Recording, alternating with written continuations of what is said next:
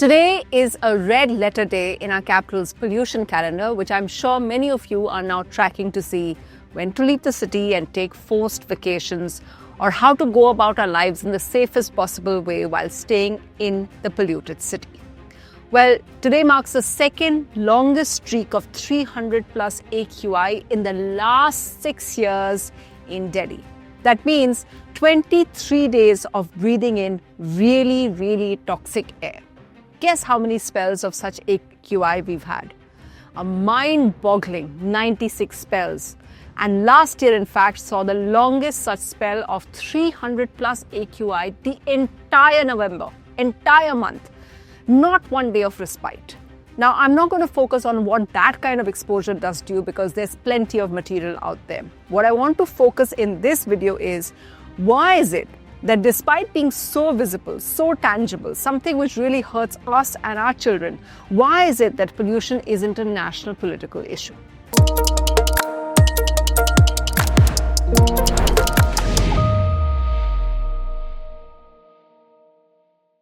When I first started covering politics, there was one factor that we always looked at during elections. It was issues that affected the daily lives of citizens, what we in North India call Bijli, Sadak, Pani, electricity, roads and water.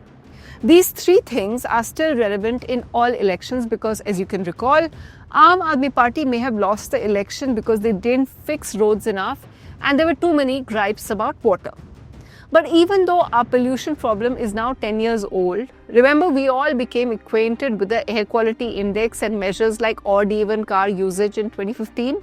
Politicians don't feel the need to offer any solutions to our life-threatening problem. Pollution remains at the periphery of political discourse, like Ganga cleaning or Yamuna cleaning or coastal erosion in the Western Ghats or impact of mining in southern and eastern states.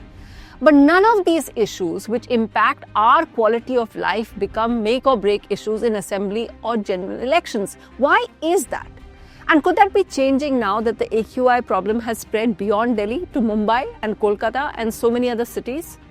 There are signs and voices from across the political spectrum that are now calling out the emergency. Leader of the opposition Rahul Gandhi, for instance, has urged Prime Minister Narendra Modi to hold a detailed debate to tackle what he called a national emergency. He also released a video speaking to mothers and other concerned citizens where they talk about the dire state of affairs and impact it's having on their children. Now, Gandhi supporters say that he is prescient in that he is the first to pick up on trends or first to really talk about what really matters. But then there are the usual detractors who say that Gandhi only picks up issues that impact him and not the masses. You can decide which argument you agree with, but take a look at this. Across the political divide and a member of the ruling coalition Maharashtra, Shiv Sena's Rajya Sabha MP Milind Deora also struck a similar note. Posting on X, he said, "It is a public health emergency. India needs a nationwide war and a national consensus against air pollution."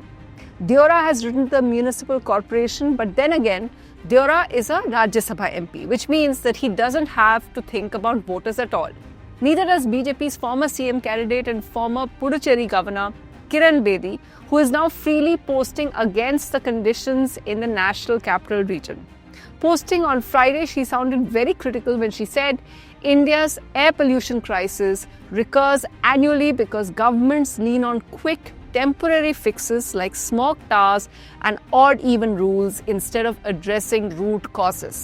So as you can see, politicians of all parties individually care about pollution and they also individually raise it in Parliament.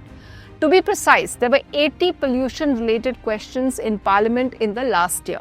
For example, UP MP Lakshmi Nishad asked about the air pollution in the capital, while Haryana MP Kumari Selja asked what kind of coordination existed between the centre and the state on this. Trinamool MP Mahua Moitra also raised the same issue. But Gaurav Gogoi raised the issue of pollution in the Brahmaputra, which flows through his home state of Assam. So if you look through the data of PRS legislative and sites like that, you'll see that individual members are very concerned, and the Environment Standing Committee has also done reports on Delhi's problems.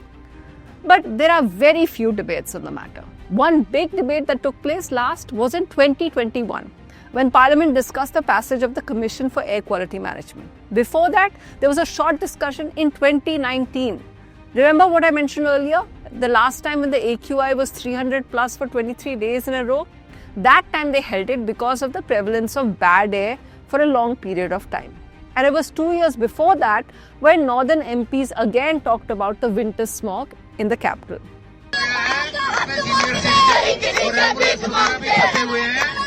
As is obvious, this simply isn't enough. Realizing this, citizens are already clashing with authorities like we saw at India Gate recently, where parents and young students came out demanding action. Now, the Delhi police may claim there were some troublemakers who used pepper spray on them, but saying that doesn't blind us from the fact that people are angry. If there was a time for pollution to gain center stage in Parliament, it is now. But what it needs is some imagination to make it a compelling political narrative across the country. And I'm not sure who will do that just yet.